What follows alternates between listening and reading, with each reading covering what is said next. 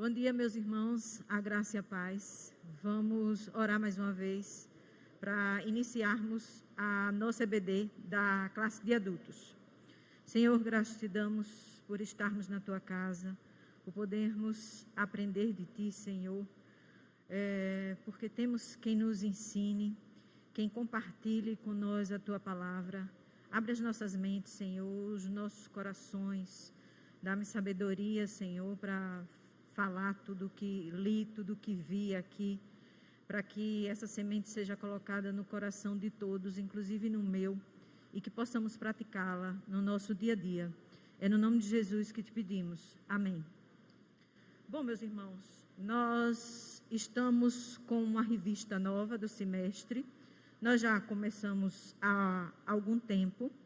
A capa dela é essa que está no vídeo. Ela tem como tema, é tudo sobre Jesus, Cristo revelado e anunciado no Antigo Testamento. Nós vamos entrar hoje no capítulo 6. Nós já vimos o descendente da mulher, a queda do homem, suas consequências eternas. O Senhor proverá um cordeiro, Jesus, o cordeiro pascual. Jesus, nossa expiação, o descendente que edificará a casa de Deus, que foi o título da aula passada, ministrado pela professora Ana Rita. E hoje nós vamos ver Jesus, o bom pastor. A lição na revista, ela vem curta, bem resumida, uma introdução e 2 tópicos, basicamente, e ela tem como base o texto de Salmo 23, que é muito conhecido em nosso meio. Quem está no meio evangélico desde criança já deve ter ouvido inúmeras vezes. Eu me lembro quando eu era criança, eu não me lembro de muita coisa da época que eu era criança não, porque já faz algum tempo. Mas eu me lembro que esse foi o primeiro que eu decorei com a minha tia da EBD. E que ele percorreu minha vida por muito tempo, né? Hoje a gente vai estudar um pouco, dissecar um pouco esse Salmo 23, que para nós é tão conhecido, para que ele não seja só um salmo que a gente decore ou recite como um mantra, mas que a gente entenda, pratique, aplique em nossas vidas e principalmente que a gente conheça o pastor e o Senhor do qual esse salmo fala. Esse salmo foi escrito por Davi. E tem uma curiosidade nele que nos meus estudos, nas minhas andanças pela internet, por Bíblias comentadas, eu nunca tinha me atentado e achei interessante repassar para os irmãos. Eu não sei se os irmãos já perceberam, mas esse Salmo 23, ele está entre 2 salmos, um messiânico, que é o Salmo 22, que tem como título Sofrimento e Vitória do Messias, que fala da morte, da crucificação de Cristo e da sua vitória sobre a morte e sobre o inferno.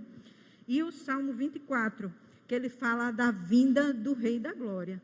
Então, ele está entre esses 2 salmos aí. E como o título diz, é tudo sobre Jesus, esse Senhor que a gente vai ver nesse salmo, esse Deus que a gente vai ver nesse salmo, esse pastor que a gente vai ver nesse salmo, é Jesus. Vamos ler o texto, base. O Senhor é o meu pastor, nada me faltará. Ele me faz repousar em pastos verdejantes. Leva-me para junto das águas tranquilas, águas de descanso. Refrigera a minha alma, guia-me pelas veredas da justiça por amor do seu nome. Ainda que eu ande pelo vale da sombra da morte, não temerei mal nenhum, porque tu estás comigo. O teu bordão e o teu cajado me consolam. Prepara-me uma mesa na presença dos meus adversários. Unges-me a cabeça com óleo. O meu cálice transborda. Bondade e misericórdia certamente me seguirão todos os dias da minha vida. E habitarei na casa do Senhor para todo sempre. Teve umas coisas aí que eu terminei falando o que eu tinha decorado desde criança.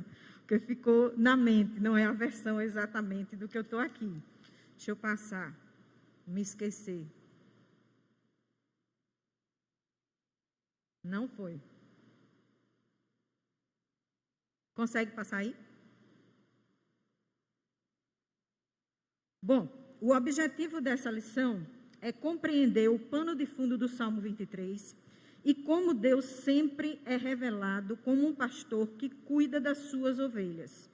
Entender como o Novo Testamento revela Jesus como pastor do Salmo 23, já está aí na tela. E regozijar-se pela presença do bom pastor em nossas vidas, em sua vida, na minha vida. A revista que nós usamos, puxar um gancho aqui do que o pastor falou, né? Ela é um pouco do nosso GPS. A gente sabe ler, né? Graças a Deus, a gente tem uma Bíblia para o nosso idioma, mas para entender a gente usa algumas pessoas que podem traduzir, né? Interpretar isso para nós, assim como as Bíblias comentadas, assim como hoje a gente tem acesso aos vídeos no YouTube. Inclusive, quando a gente puxa no YouTube, vê mais citação do Salmo 23, mas quando você coloca por nome de pastor, Hernandes Dias, por exemplo, eu achei umas 4 versões dele falando sobre o Salmo 23. Augusto Nicodemos tem um vídeo curto de 15 minutos, mas tem também. Pastor Arival Dias, que é o pastor da Igreja de Pinheiros, tem também um vídeo falando. E algumas coisas divergem, mas a maioria dessas pregações, elas têm o mesmo centro que o que a gente vai ver hoje na revista. A introdução da revista, ela traz em primeira mão a diferença entre humanos e ovelhas. As ovelhas, elas são animais frágeis, um animal suscetível a se machucar sem muito esforço. Ela tem facilidade em se desviar do caminho e enveredar para a morte. E, por causa disso, elas são animais que precisam de alguém para dar comida, para dar água, para conduzir, para proteger, para cuidar, para dar carinho. Ela tem necessidade de alguém que faça isso por ela. Aí você vai dizer assim, mas eu não preciso disso tudo, né? Eu tenho o braço, eu tenho um raciocínio, eu não preciso disso tudo, como o pastor falou há pouco, né? A gente tem aquela sensação de que a gente sempre está com a situação sob controle, que a gente não precisa tanto ou quase nunca de ninguém para nada, né? Na verdade, no mundo de hoje a gente até é criado para isso, para ser completamente dependente. Mas é bom que a gente coloque uma interrogação de um será nesse sentido. Porque hoje a gente vive, com focinheira. Para entrar dentro de casa, parece que a gente vai entrar no centro cirúrgico, né? Tem que lavar tudo, tem que lavar a mão, tem que lavar sapato, tem que trocar de roupa, tem que lavar cabelo. É um lava-lava que ninguém suporta mais. Eu não suporto mais lavar cabelo, minha gente. Porque, assim, mulher para lavar cabelo toda hora, só Jesus, né? E mão a gente nem tem digital mais, de tanto álcool. Então, será? A gente está lutando contra uma coisa que a gente nem vê. Às vezes eu fico me perguntando, será que nesse tanto de álcool que eu já passei, água sanitária e tudo mais, eu já matei algum bicho que eu nem vejo, né? Estou lutando por uma coisa que eu nem sei. E no mundo espiritual é assim também. A gente não vê muita coisa. Tem um dos vídeos de Hernandes Dias que ele fala assim, que a ovelha é míope. Eu me identifico com ela nesse sentido, porque sem as minhas lentes corretivas, eu até enxergo, mas eu enxergo desfigurado, tá? Então, ela é assim também, e nós espiritualmente somos assim também. Nós lutamos contra o que nós não vemos, e nós somos limitados em virtude da queda. Então, por mais que a gente se ache sabido, a gente não tem esse controle. Então, no contraponto que a revista faz com os humanos, eles colocam essas observações também. Que o humano, ele é frágil, embora ele nem sempre admita essa fragilidade. Nós estamos sujeitos a muitas coisas, doença, luto, angústia, crises existenciais, incertezas quanto ao futuro. E hoje, com a nossa situação de vida completamente modificada, a gente pode agregar um monte de coisas mais aí. Porque a gente está vivendo completamente fora da nossa curva, do nosso padrão normal de dia a dia, né? A revista não tinha sido editada ainda no período, mas acho que agora ela, na revisão de edição, ela já pode até acrescentar, porque foi vivido pela nossa geração esse chacoalho, né, da pandemia. E nós temos a tendência a nos inclinar para fazer sempre aquilo que é prejudicial a nós mesmos e que sempre desonra a Deus. É uma tendência nossa a nos desviarmos do caminho. Então, se a gente fosse resumir a nossa lição em uma frase, a gente podia dizer que a nossa fragilidade torna necessária a existência de um pastor que nos protege e atende. E ele é o Deus Trino revelado em Jesus. Nessa lição, nós vamos observar a maneira que esse Jesus se revela como pastor do seu povo.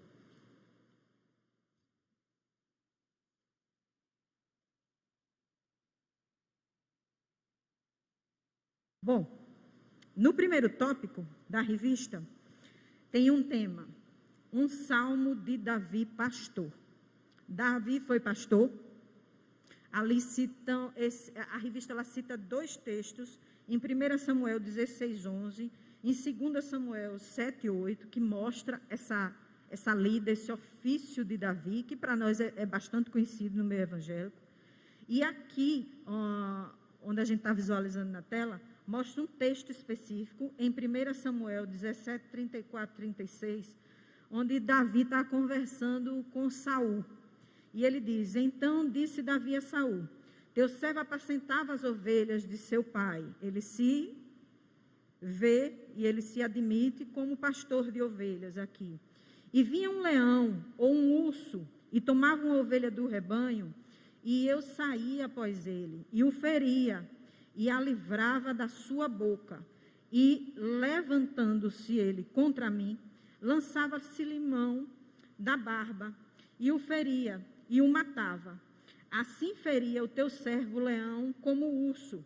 Assim será este circunciso filisteu como um deles. Portanto, afrontou os exércitos do Deus vivo. Aqui foi quando iria, antes de enfrentar Golias, né? A forma como ele se apresentou a Saul para dizer que estava apto a fazer aquele enfrentamento com o gigante Golias.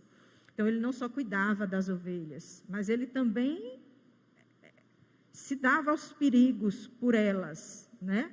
Ele enfrentava os desafios, as feras, para poder poupar e proteger as suas ovelhas. Davi sabia o que estava falando ao usar essa metáfora do pastorado de ovelhas para se referir a Deus, quando ele cita esse Salmo 23. Nesse Salmo, Davi expressa a sua confiança no Deus do pacto, enaltecendo o cuidado do pastor celestial. Alguns comentários sobre esse salmo fala que esse Senhor que é colocado logo aí no início, que é Senhor em caixa alta, né, com todas as letras maiúsculas, ele é esse Deus pactual, é o Iavé. Mais para frente a gente vai ver, no segundo tópico da revista, um pouco mais a respeito dele. E por isso que aqui é citado e fala-se desse Deus pactual. Eu fiz umas anotações aqui, deixa eu passar para a próxima tela. Opa.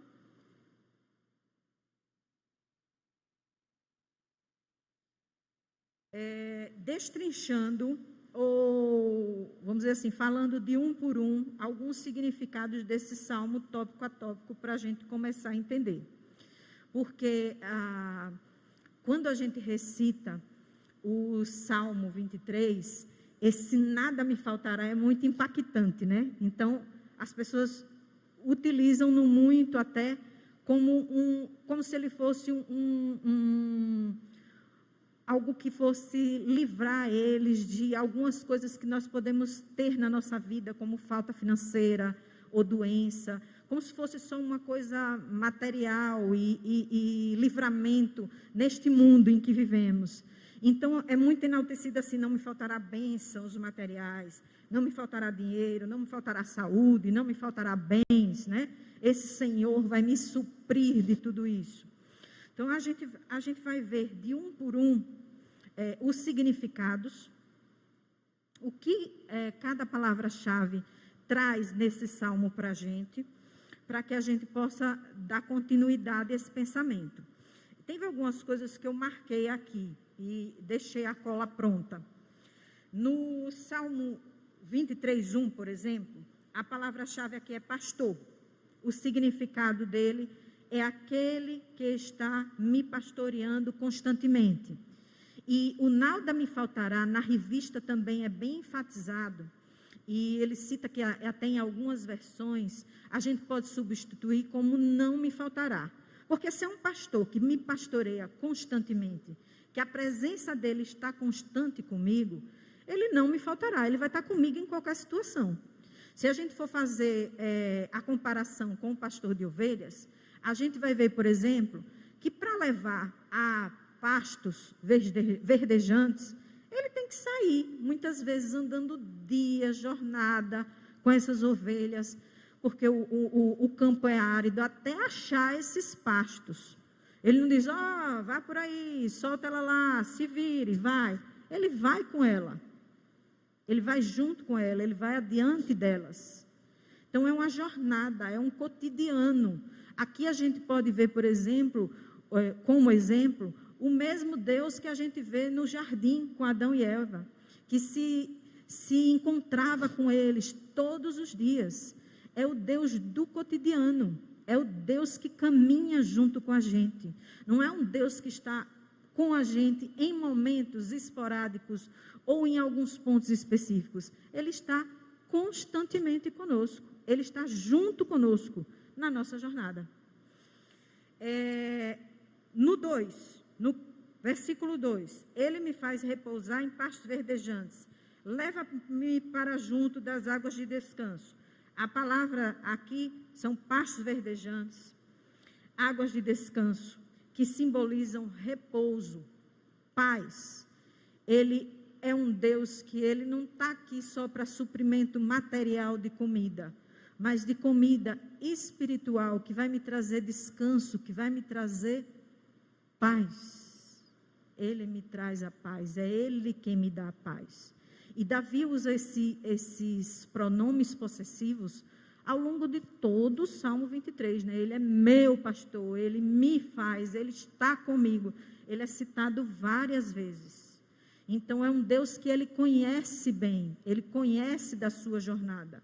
E Davi se identifica como pastor, mas ele também era ovelha, né? Ele era pastoreado por esse Senhor. A vida dele não foi só de sombra e água fresca.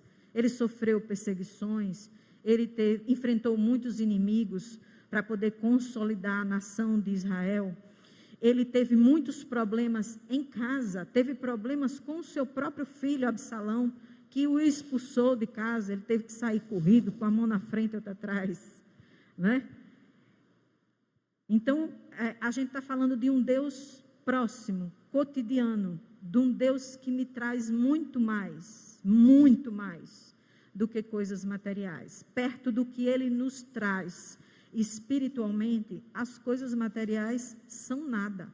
E elas podem até vir junto conosco nessa jornada, mas não é isso que é essencial. O que é essencial é essa jornada espiritual, porque ela nos trará resultados eternos. É isso que o Salmo nos leva, é a isso que o Salmo nos leva. O versículo 3, refrigera minha alma, guia-me pelas veredas da justiça por amor do seu nome. Refrigera minha alma porque me faz voltar ao caminho correto, ou me renova. Refrigerar, quando eu pensei em refrigerar, assim, no cotidiano nosso, aí a gente lembra logo do refrigerador, né? Da geladeira ou do congelador. Mas aqui é muito mais do que isso, porque a geladeira ela vai me conservar um estado, ela vai me travar um certo estado, mas ela não vai me renovar, ela não renova o que já está ruim. Aqui Deus vai além do que o que a gente vê nesse cotidiano nosso, Ele vai além, Ele renova, Ele nos faz voltar ao caminho, Ele não só mantém o que a gente tem, Ele vai muito além. Veredas de justiça é uma vida de obediência à palavra de Deus, que aqui no nosso país, graças a Deus, a gente tem à mão, na versão que a gente quiser, com que comentário a gente quiser, ainda tem revistas que a gente usa para auxiliar, ainda temos a internet que, sabendo usar bem, também nos traz muitas bênçãos para entender essa palavra de Deus, né? E como ela é importante para nós, para o nosso dia a dia, para o nosso processo, a nossa caminhada junto com Cristo, porque é através dela que nós conhecemos esse Deus, o qual nós dizemos que servimos, né? No versículo 4, ainda que eu ande pelo vale da sombra da morte, não temerei mal nenhum, porque tu estás comigo. O teu bordão e o teu cajado me consolam.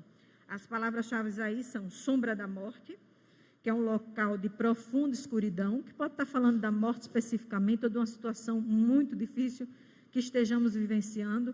Agora, a gente tem vários casos, né, próximos ou distantes, de pessoas que se acometeram ou faleceram do Covid e que têm enfrentado a angústia dessa doença, desse vírus, né? Mal nenhum, nenhum dano, não terei medo de nada. Significa esse mal nenhum, porque essa companhia de Deus constantemente na minha vida me traz essa segurança. Tu estás comigo, confiança total. A ovelha ouve a voz daquele Senhor que ela conhece, que cuida tão bem dela, né? E nela você tem confiança para saber para onde você se dirige, para onde você vai, no que é melhor você fazer. No verso 5, preparas-me uma mesa na presença dos meus adversários, unges-me a cabeça com óleo, o meu cálice transborda. Palavras-chave, preparas uma mesa. Aí a gente sai um pouco, né? A gente está falando de pastoreio, daqui a pouco fala de mesa, né? Então, aqui, o sentido é de um anfitrião que é responsável por proteger e alimentar esses hóspedes da casa, assim como o pastor tem a função de proteger, amparar essas ovelhas. E quando a gente fala em anfitrião, também a gente lembra do noivo, né, que está nos esperando, que foi nos preparar a morada, que virá nos buscar a sua igreja também. Unges minha cabeça com óleo, um gesto naquela cultura que significava compartilhamento de prosperidade e de honra, e que o reverendo Hernandes fala no seu vídeo também, não, desculpe, é outra coisa, isso aqui é isso mesmo. No verso 6, bondade e misericórdia certamente me seguirão todos os dias da minha vida, e habitarei na casa do Senhor para todo sempre.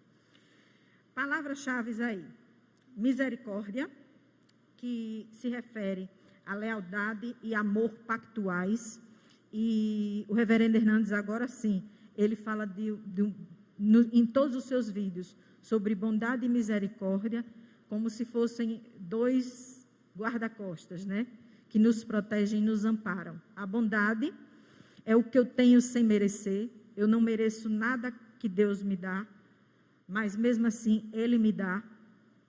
E a misericórdia é aquilo que eu mereço, mas que Deus não me dá, que é a morte, o castigo, não é? Porque eu sou um pobre pecador, então o que eu mereço é a morte e o castigo, mas Ele não me dá isso. Em troca disso, Ele cuida, Ele me ama, Ele me dirige, Ele me guia.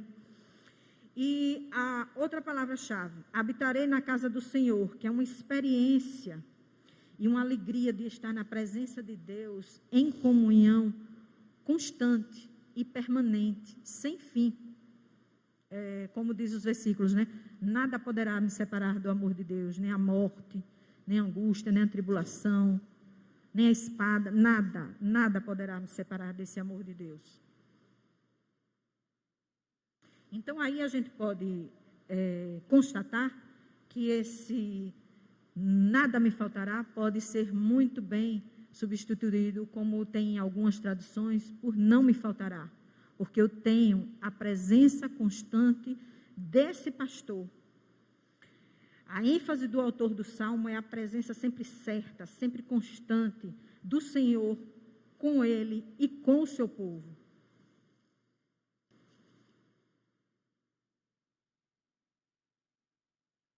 O segundo tópico, ele já faz um paralelo entre o Antigo Testamento e a visão que o Novo Testamento traz sobre esse salmo e sobre esse Jesus que é pastor, mas que não é um pastor qualquer, né? O pastor, ele tem algumas características. Pastor Jesus, ele traz o suprimento das nossas necessidades, ele nos dá companhia na adversidade e ele nos dá também comunhão para a eternidade. O Novo Testamento, quando ele faz o paralelo a esse pastor específico, Jesus, ele o coloca como bom pastor, como grande pastor e como supremo pastor.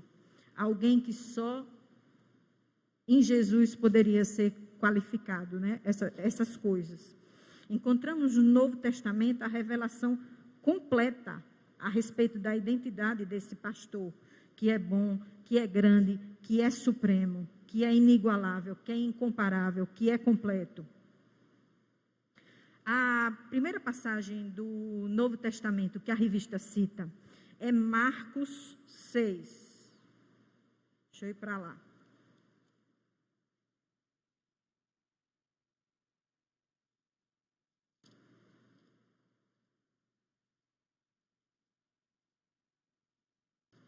E Marcos 6 é um capítulo grande, né? A revista se concentra muito do versículo 34 ao versículo 44. Mas é bom ressaltar os tópicos desse capítulo para a gente entender o contexto dele. O primeiro tópico é Jesus prega em Nazaré e é rejeitado pelos seus. O segundo tópico, as instruções para os 12. O terceiro tópico, a morte de João Batista. Israel tinha um rei. Esse rei não era bom, não guiava o povo aos caminhos do Senhor. E esse rei, nesse texto aqui, ele está matando o último dos profetas, que é João Batista. E aí, o próximo tópico, Herodes, né? O rei aí em questão. No próximo tópico, a gente vê a primeira multiplicação de pães e peixes. E o texto, a partir do verso 34, ele fala assim: ao desembarcar, viu Jesus uma grande multidão e compadeceu-se deles, porque eram como ovelhas que não têm pastor. E passou a ensinar-lhes muitas coisas. Em declinando a tarde, vieram os discípulos a Jesus e lhe disseram: é deserto este lugar, e já avançada a hora. Despede-os para que, passando pelos campos ao redor e pelas aldeias, comprem para si o que comer. Porém, ele lhes respondeu: dá-lhes vós mesmos de comer. Disseram-lhe: iremos comprar 200 denários de pão para lhes dar de comer? E lhes disse Jesus: quantos pães tendes? Ide ver. E sabendo eles, responderam: 5 pães e 2 peixes para uma multidão. Então Jesus lhes ordenou que todos se assentassem em grupos sobre a relva verde. E aqui as ovelhinhas, ó, já estão lá no pasto, né? Em grupos. E o fizeram, repartindo-se em grupos de 100 em 100 e de 50 em 50. Tomando ele os 5 pães e os 2 peixes, erguendo os olhos aos céus, abençoou. E partindo os pães, deu-os aos discípulos para que os distribuíssem. E por todos repartiu também os 2 peixes. Todos comeram e se fartaram. E ainda recolheram 12 cestos cheios de pedaços de pão e de peixe. Os que comeram dos pães eram 5.000 homens. Aqui a ênfase especificamente não é do alimento, do pão e do peixe que foi dado, que era o alívio momentâneo, mas era especificamente o que ele lhes ensinou, o alimento espiritual, porque ele é o nosso pastor celestial. Em primeira mão, ele está preocupado em nos alimentar espiritualmente. E esse deve ser o nosso anseio primeiro também, quando nós estamos estudando a palavra, ou quando nós estamos nos debruçando nela. de nos alimentarmos espiritualmente, que o reino de Deus seja a nossa primeira busca, sempre. As coisas materiais, elas podem vir, elas vão vir junto, mas elas não devem ser essenciais a nós, a nossa busca diária. O que nós temos que buscar é a Deus, é o conhecimento sobre Ele, é leitura da palavra, é oração, estarmos próximos, estarmos com esse pastor que quer estar conosco todos os dias, nos guiando espiritualmente.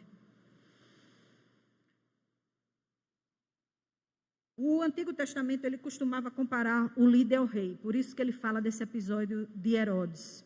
A revista, ela inclusive menciona 2 textos, um em Números 27, 17, quando Moisés pede um líder para substituí-lo, né?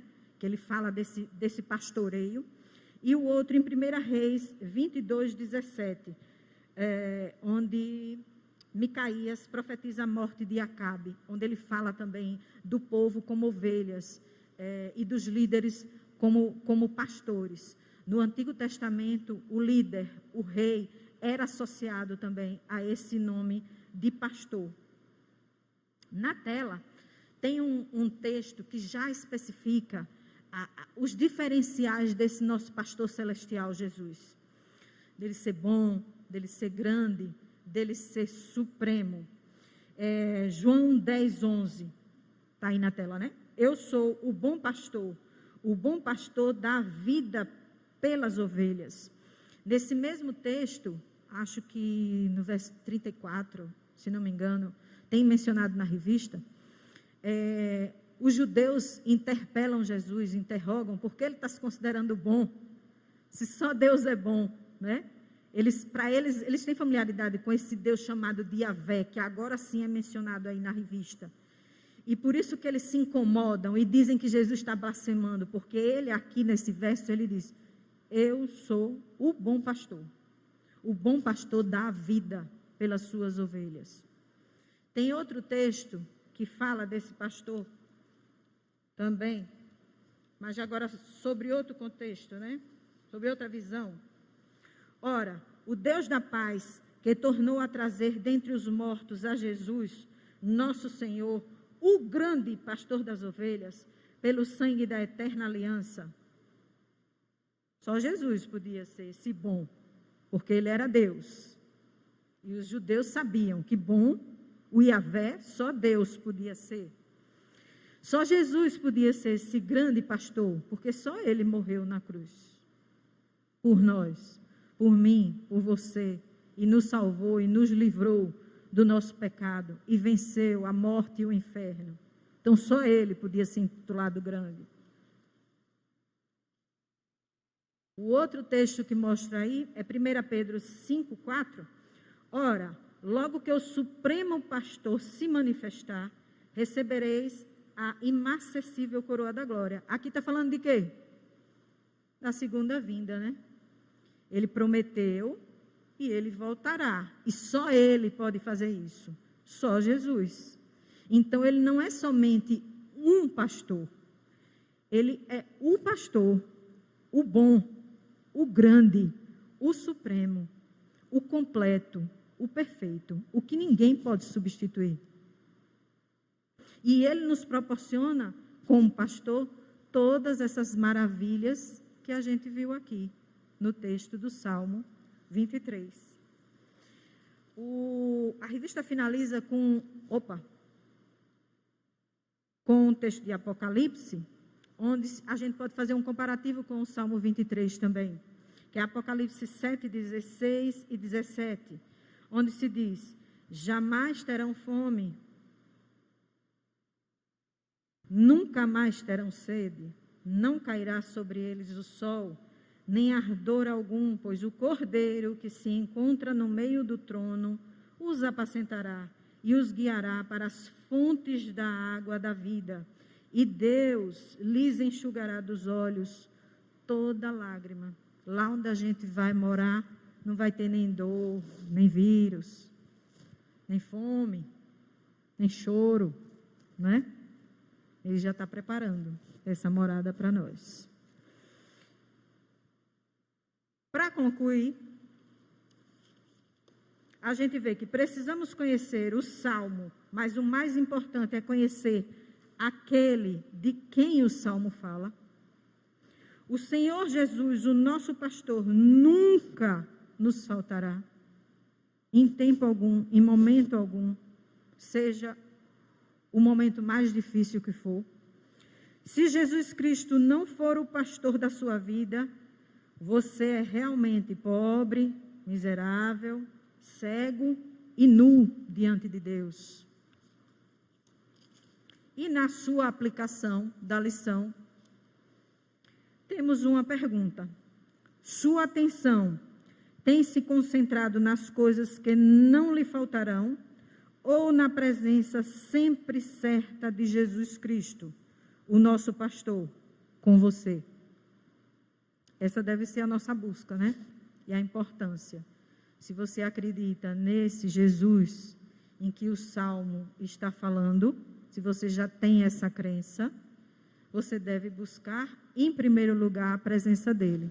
E se você ainda não tem, não conhece a esse Jesus, você pode encontrá-lo, né? Vai passar pelo pórtico da cruz e ter acesso à salvação que só Jesus pode dar. Ele é o único caminho para essa salvação, a salvação da humanidade. Que Jesus nos abençoe.